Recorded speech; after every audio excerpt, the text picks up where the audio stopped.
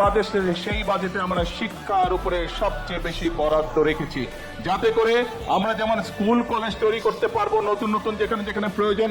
একই সাথে আমরা যখন রান্না করি, মশলা যদি খারাপ হয় রান্না কি ভালো হয়? রান্না ভালো হয় না। সেজন্যই আমরা শিক্ষকদেরকে ট্রেনিং দেওয়ার জন্য আমরা বাজেটে বরাদ্দ রেখেছি। আমাদের শিক্ষকদেরকে আমরা ট্রেনিং দেবো, যাতে তারা সুন্দরভাবে ভালোভাবে আমাদের আগামী প্রজন্মকে শিক্ষা দিতে পারে।